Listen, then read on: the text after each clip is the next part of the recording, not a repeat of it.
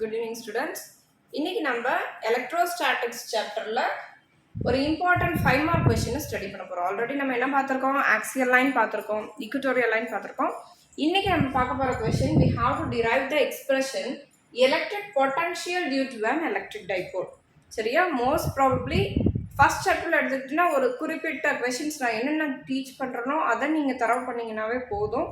Maximum enough for the public exam. So, electric potential due to an electric dipole அப்படின்னா ஒரு electric dipole எடுத்துக்கிட்டோம்னா ஒரு minus charge plus charge அதை ஒரு small distance 2a நம்ம separate பண்ணி வச்சிருந்தோம்னா அதுதான் என்னன்னு சொல்றோம் electric dipole. ஓகேவா?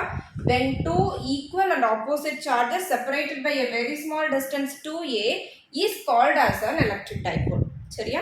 ஆல்ரெடி நம்ம பார்த்துருக்கிற கொஷின்ஸ் எல்லாம் ஒன்று ஆக்சியல் லைனில் நம்ம என்ன பண்ணியிருப்போம், ஒரு பாயிண்ட்டை ப்ரெஃபர் பண்ணியிருப்போம், இல்லைன்னா வெர்டிக்கலாக ஈக்குவட்டோரியல் லைனில் ப்ரெஃபர் பண்ணி அதுக்கு உண்டான எக்ஸ்பிரஷன்ஸை ஃபைன் பண்ணியிருந்தோம்.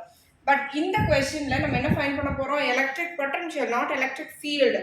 எலக்ட்ரிக் ஃபீல்டுனா நம்ம பியில் ரெப்ரசென்ட் பண்ணி நம்ம என்னது ஈல ரெப்ரசென்ட் பண்ணி காமிச்சோம். whereas a potential அப்படின்னா we should represent it as V. சரியா? potential due to a point charge next வீடியோல நாங்க போஸ்ட் பண்ணுவோம், நீங்க அதை பார்த்துக்கோங்க. ஸோ மைனஸ் கியூ பிளஸ் கியூங்கிற ரெண்டு சார்ஜஸை 2aங்கிற டிஸ்டன்ஸ்ல நம்ம மெயின்டைன் பண்ணி வச்சிருந்தோம்னா அதுக்கு பேர் என்னது, எலக்ட்ரிக் டைபோல். நாம இந்த கொஸ்டின்ல எலக்ட்ரிக் பொட்டன்ஷியலை கண்டுபிடிக்க போறோம் அட் சம்வேர், ஏதோ ஒரு தூரத்துல. ஓகேவா? புக்ல இருக்க மாதிரி நான் சொல்லியிருக்கிறேன். பட் இங்கதான் இருக்குமா அப்படின்னு கேட்டா அப்படி கிடையாது. வெர்டிகலாவும் இல்லாம ஹரிசாண்டலாவும் இல்லாம ஏதோ ஒரு பொசிஷன்ல வச்சோம்னா அதுதான் என்னது, இந்த electric potential due to an electric dipole at some other points other than axial line and equatorial line. So நம்ம என்ன பண்ண போறோம்னா இந்த சென்டர் பாயிண்ட்டை ஓன்னு வச்சுக்கலாம். இந்த சென்டர் பாயிண்ட்டுக்கும் பீக்குமான இந்த டிஸ்டன்ஸை ஆர்னு வச்சுக்கலாம். ஓகேவா? சென்டர் பாயிண்ட் ஓக்கும் பீக்குமான இந்த டிஸ்டன்ஸ் அதை ஆர்னு ரெப்ரசென்ட் பண்ணிக்கிறோம். அடுத்தது பிளஸ் கியூக்கும் இந்த பீக்குமான டிஸ்டன்ஸ் இதை R1 வச்சுக்கலாம். மைனஸ் கியூக்கும் பீக்குமான டிஸ்டன்ஸை R2 வச்சுக்கலாம். ஓகேவா? ஸோ ஃபர்ஸ்ட் நீங்கள் என்ன பண்ணுறீங்க, இந்த மாதிரி டயக்ராமேட்டிக்கலாக என்னென்ன தேவையோ ஃபர்ஸ்ட் ஃபிசிக்ஸில் டயக்ராம் தான் முக்கியம். அதுக்கப்புறம் தான் அது ரிலேட்டடாக நம்ம எக்ஸ்பிரஷனை வந்து என்ன பண்ணணும், டிரைவ் பண்ணணும். ஃபர்ஸ்ட் எடுத்தோடனே டிரைவ் பண்ணிட்டு லாஸ்ட்டாக ஒரு சாம்பிளுக்கு மட்டும் டயக்ராம் ட்ரா பண்ணக்கூடாது. சரியா? ஸோ நம்ம இப்போ என்ன பண்ண போகிறோம்னா முதல்ல potential due to minus Q charge and potential due to plus Q charge தனித்தனியாக ஃபைண்ட் பண்ணலாம். So V1 that is due to minus q. So 1 by 4 pi epsilon naught into minus q by இது வந்து R2ல இருக்கு இல்லையா, அதனால நம்ம என்ன பண்ணலாம், இதை V2ன்னு வச்சுக்கலாம். இந்த டிஸ்டன்ஸ் என்னது, R2. மைனஸ் கியூவோட இன்ஃப்ளூயன்ஸ்னால இந்த பாயிண்ட் Pல எவ்வளோ பொட்டன்ஷியல் ஸ்ட்ரென்த் கிரியேட் ஆகிருக்குமோ அதுக்கான calculation V2 1 by 4 pi epsilon naught into minus q by R2. அடுத்தது V1 that is which is due to plus q charge, due to plus q charge 1 by 4 pi epsilon naught into plus q divided by R1. ஓகேவா? So total V equal to V1 plus V2 ரெண்டுத்தையும் add பண்ணணும். So V1 ஓட value என்ன, 1 by 4 pi epsilon naught into q by R1 plus அடுத்தது இந்த V2 ஓட value 1 by 4 pi epsilon naught into minus q by R2. சரியா? இந்த ரெண்டு டேர்ம்ஸ்லையும் காமனா இருக்கிறத ஐடென்டிஃபை பண்ணுங்க. q by 4 pi epsilon naught இருக்கா, இங்க minus q by 4 pi epsilon naught இருக்கா. என்ன பண்ண போறோம்னா இந்த q by 4 pi epsilon naught காமனா வெளியே எடுத்துடலாம்.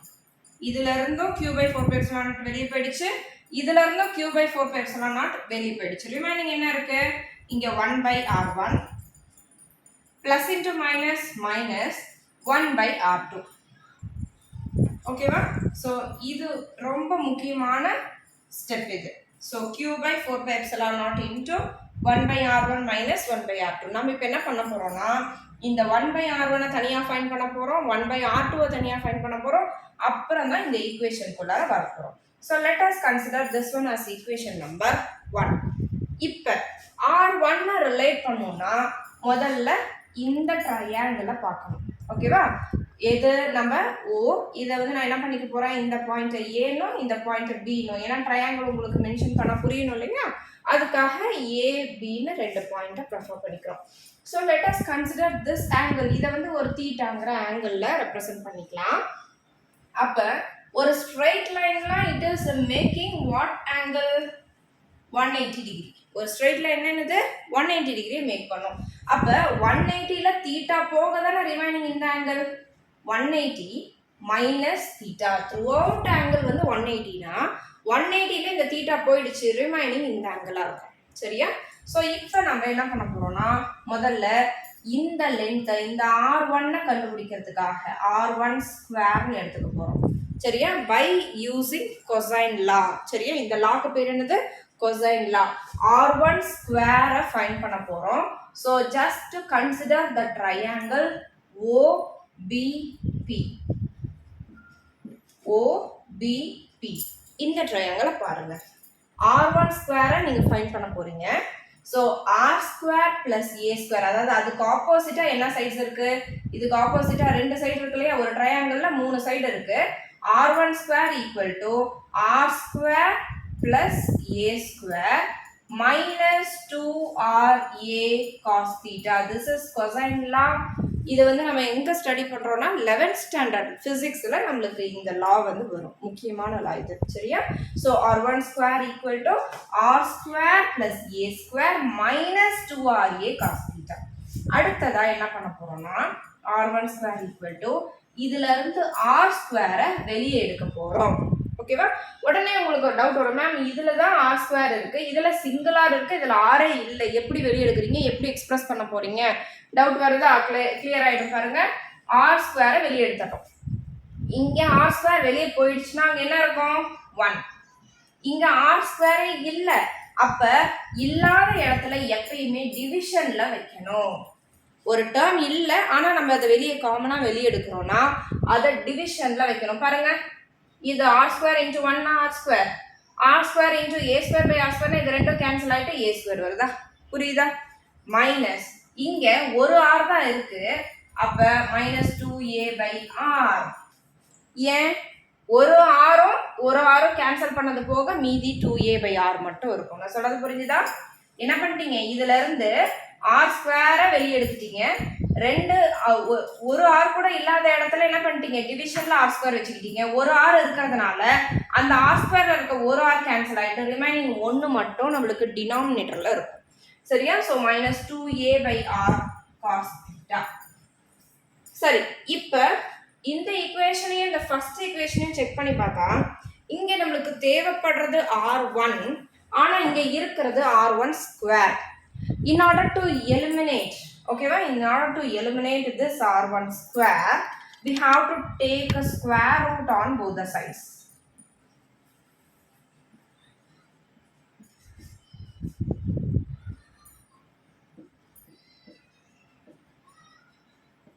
என்ன பண்றோம், ஸ்கொயர் ரூட்டை எடுக்கிறோம்.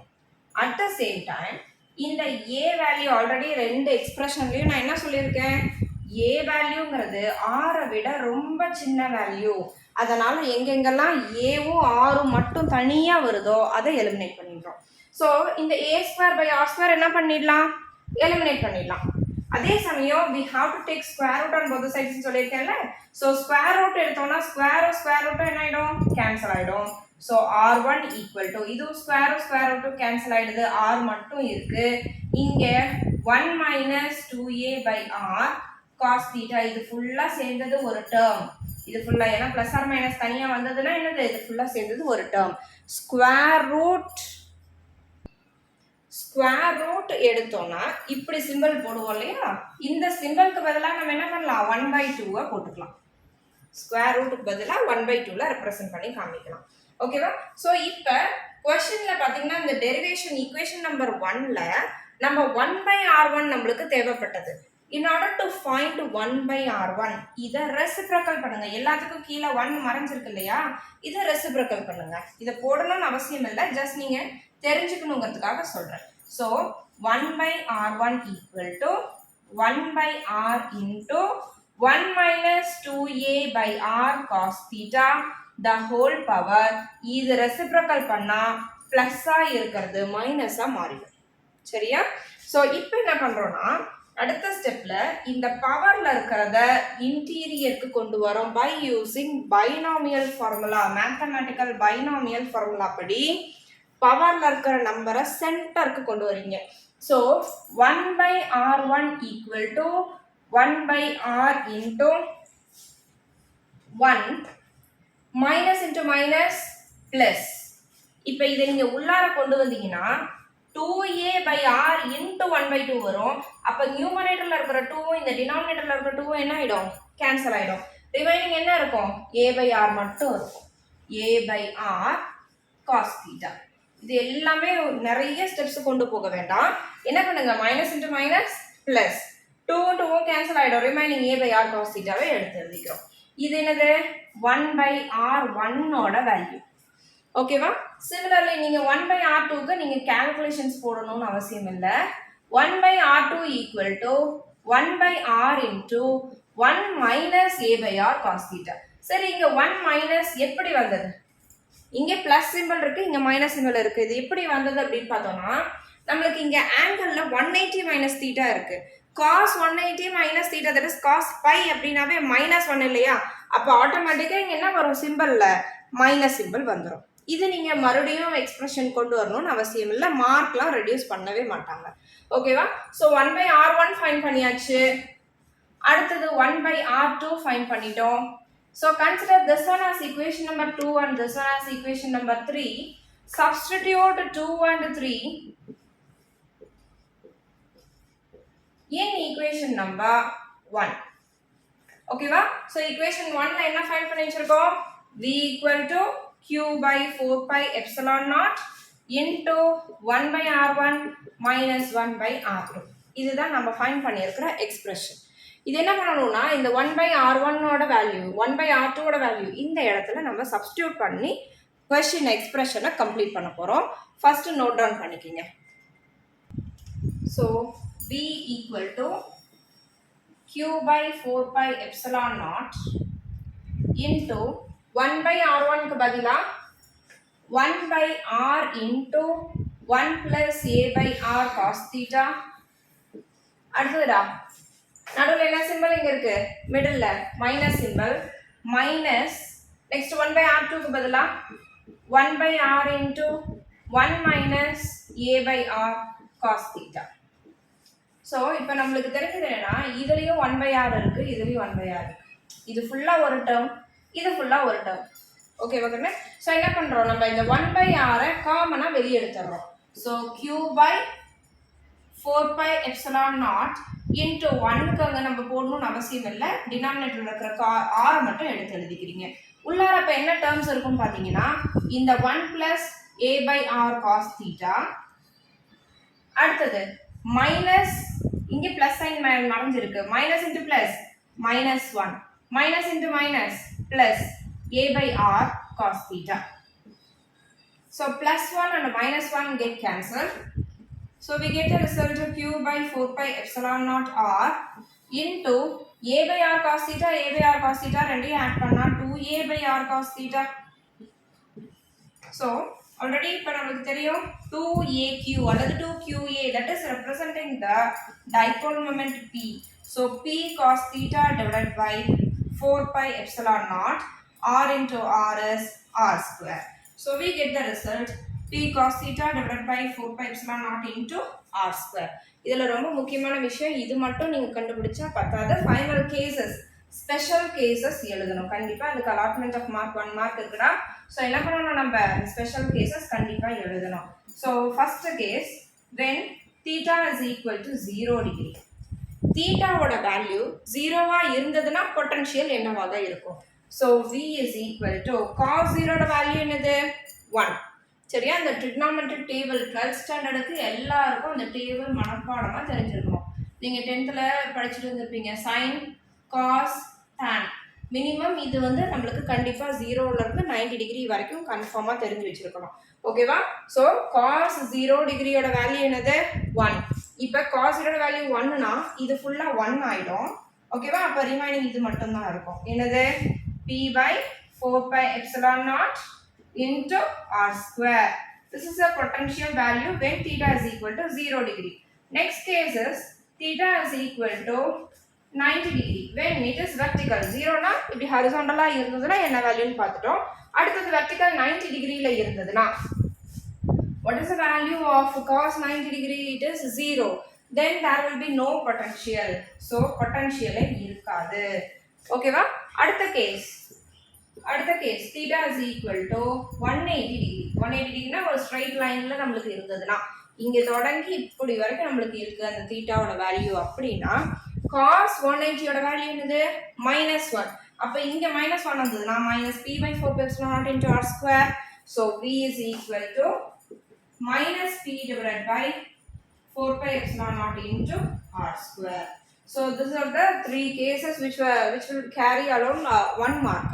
Okay va? So 5 mark question la 1 mark வந்து இந்த ஸ்பெஷல் கேसेसக்கு மட்டுமே தருவாங்க. So கண்டிப்பா நீங்க என்ன பண்ணணும் கடைசியில இத வந்து நீங்க முடிக்கணும். இத முடிக்காம விட்டுட கூடாது.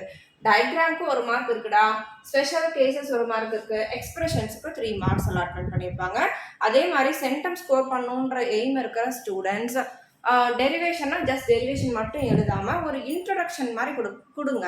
அப்பதான் என்ன பண்ணும் டீச்சர்ஸ்க்கு வந்து ஒரு அட்ராக்ஷன் கிடைக்கும். நீங்க நல்லா படிக்கிற ஸ்டூடெண்ட்ஸ்க்கு ஒரு அபிப்பிராயம் உருவாகும் போதுதான் அவங்க 5 மார்க் क्वेश्चनக்கு 5 மார்க் கம்ப்ளீட்டா தருவாங்க. எக்ஸாக்ட்டா டெரிவேஷனோட ரிசல்ட்டை கட் ஷார்ட் பண்ணிட்டுலாம் எழுதாதீங்க. அது உங்களோட மார்க் 1 or 2 மார்க்ஸ்னால நமக்கு கட் ஆஃப் குறையுது இல்லையா, அதனால 1 மார்க் கூட குறையாம பார்த்துக்கோங்க. ஓகேவா? ஓகே, பாய்டா.